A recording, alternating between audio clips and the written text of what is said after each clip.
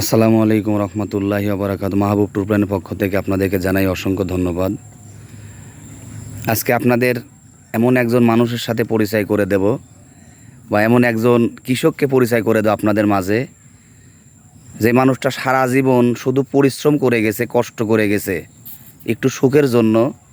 আমার খুব কাছের একজন মানুষ, কিন্তু আমি হঠাৎ করে তারই বেগুনের ক্ষেত থেকে দেখলাম ফাঁকের থেকে উনি বীজ দিচ্ছে। আমি আপনাদের কাছে দেখাবো একটা গ্রামীণ মানুষের পরিশ্রমের সীমাটা কতটুকু পরিমাণ নির্ধারিত, এবং তার মুখের থেকে শুনবো। দেখেন, আমি জুম করে দেখাচ্ছি, সে কিন্তু অলরেডি বেগুনের ক্ষেতে বীজ দিচ্ছে। তার পরিচয়টা পরে বলি। সে কৃষিকাজ সম্পর্কে যথেষ্ট ভালো জানে, আবাদ লগিত সম্পর্কে যথেষ্ট ভালো বোঝে, এবং সে একদম প্রাকৃতিক ন্যাচারাল, যে আমাদের গ্রাম থেকে যে বেগুন আমরা শহরে যে ধাপে ধাপে পর্যায়ক্রমে যেগুলা খাই সেগুলা থেকে। আসসালামু আলাইকুম কাকা, এই যে আপনি বেগুনের আবাদ করতেছেন, শুধু আপনার জীবনে সংক্ষেপে আপনার এই কষ্টের জীবনে একটা লাইন বলবেন। এই যে এত পরিশ্রম জীবনে করলেন, আমার দেখায় এমন কোনো পরিশ্রম নাই যে আমি আপনাকে করতে দেখি নাই। সফলতা পাইছেন কতটুকু? মোটামুটি আর কি এই কৃষি আবাদ করে, সবজির আবাদ করে মোটামুটি সংসারটা নিয়ে আর কি ঠিকই আছেন। জীবিকা নিয়ে এই যে আমাদের গ্রামের মানুষজন শহরে মানুষজন ইনসাল করে, অপমান করে, তুচ্ছ তাচ্ছিল্য করে, এই যে আপনি আজকে ফিজিক্যালে যে কাজটা করতেছেন, এছাড়াও আপনি কি কি আবাদ করেন? একটা কৃষকের দুঃখ কৃষকেই বোঝে। শহরের লোক হয়তো, আমি তাদের ধন্যবাদ জানাই, তাদেরকেও আমি আহ্বান জানাই যে কৃষককে মূল্যায়ন করার জন্য। কারণ একটা কৃষক জীবিকা বাঁচানোর জন্য অনেক পরিশ্রম করে থাকে, বা তাদের সময়ের ক্ষেত্রে মনে করেন যে অনেক কিছু চাইলেও পায় না। আচ্ছা, এখন আপনাদের বর্তমান যে সরকার বা যেই আছে, আমার কথা যে সরকারি গভর্নমেন্ট, আপনি একজন কৃষক হিসেবে আপনাদের চাওয়া পাওয়াটা মানে কী করলে আপনাদের কৃষিকাজটা আরও উন্নতি হয় বা আবাদ প্রসেসটা ভালো হয়? আপনাদের কি ন্যায্য মূল্যে কী পাওয়া থেকে বিতাড়িত হয়েছেন, আপনারা যদি একটু বলতেন। আমরা বিশেষ করে কৃষকরা কীটনাশক, জৈব সার প্রোডাক্টগুলা, এগুলার একটু দাম সীমিতর মধ্যে রাখলে আমাদের কৃষকের জন্য লাভ। এই যে বিষ আপনারা বিষ ব্যবহার করেন, এই বিষের দামটাও তো হাই পোটেনশিয়াল, অনেক বেশি। এই জায়গায় আমরা যে সরকারই আসুক সেই সরকার কাছে আমরা আবেদন জানাই যে কৃষকের যে আবাদ করতে যে কীটনাশক বা রাসায়নিক সারগুলা লাগে, এই জিনিসটার মধ্যে যেন সীমিত দামের মধ্যে রাখে, এটাই কৃষকের চাওয়া পাওয়া। আপনাদের মাঝে যে মানুষটার কথা বলতেছে, এই মানুষটার নাম হচ্ছে মোহাম্মদ মুমতাজ হোসেন। আমার গ্রামেরই একজন অসম্ভব একজন ভালো মনের মানুষ। আমার ব্যক্তিগতভাবে আমার সাথে তার যথেষ্ট ভালো সম্পর্ক।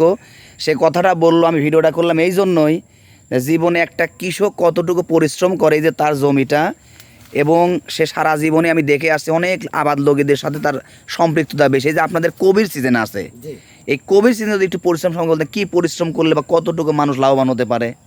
কোভিড সিজনটা হচ্ছে মোটামুটি যে খরচ না যায়, বেশি একটা লাভ থাকে না।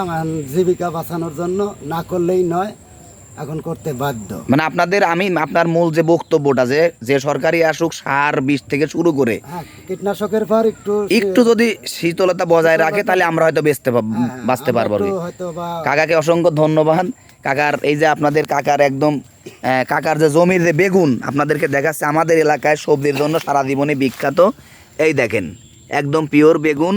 এবং যারা কাকার থেকে বেগুন নিতে চান, এরকম আমাদের এলাকায় এসে বলবেন যে মুমতাজ কাকার আন্ডারে আমরা বেগুন সিম নিব। সে আপনাদেরকে যতটুকু পারবে সহযোগিতা করবে, এবং যতটুকু ভালো একটা জমিতে আপনাদেরকে নিয়ে যাবে, যাতে পরিবেশ। আমাদের গ্রামটা কিন্তু লিচুর আবাদের জন্য বিখ্যাত। এদের পাশে অনেক লিচুর বড় বড় গাছ, বাগান। এটা আমাদের এলাকায়, বিশেষ করে আটঘরিয়া থানায় আমাদের এলাকাটা সবজি চাষ বেশি বিখ্যাত। তে আমি আসছিলাম, কাকার কথাগুলো অনেক ভালো লাগলো। এই কথাগুলো আমি একসময় আমাদের সাথে সম্পৃক্ততে ছিলাম। আমি কাকার থেকে অনেক বুদ্ধি পরামর্শ নিয়েছি। একসময় দেখা কোন আবাদটা করলে ভালো হয়, কোন সার দিলে ভালো হয়। সারা জীবনে সে মানুষকে ভালো পরামর্শ দিয়ে গেছে। আমি চাই কাকার দীর্ঘায়ু কামনা করি, কাকাকে আল্লাহ তাআলা সুস্থ রাখুক, ভালো রাখুক, কাকার পরিবারটাকে ভালো রাখুক, এই দোয়া করি। এবং কাকার পরিশ্রম যাতে বৃথা না যায়।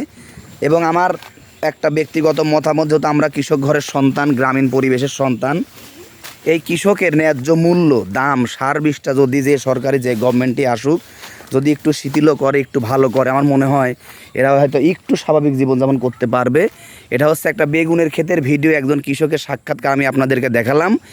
আপনাদের মাঝে আরও আপনাদের আপডেট ভিডিও নিয়ে আসবো। আপনারা আমার পেজে বেশি বেশি ফলো দিবেন, শেয়ার করবেন এবং প্রাকৃতিকভাবে যে খাবারগুলো গ্রামের থেকে আমরা শহরে পর্যায়ক্রমে প্রথমে একটা ব্যবসায়ীর কাছে বিক্রি করি, একটা আড়তদারের কাছে বিক্রি করি, একটা ব্যাপারী নিয়ে যায় খুচরা পাইকারি, এখান থেকেই কিন্তু আমরা সাপ্লাই দেই। এবং আমাদের এলাকাটা বিশেষ করে সবজির জন্য অনেক বিখ্যাত। এবং আমার কাকাকে অবশ্যই আপনারা সাপোর্ট দিবেন, সে যেন আর ভালো কিছু করে। আসসালামু আলাইকুম।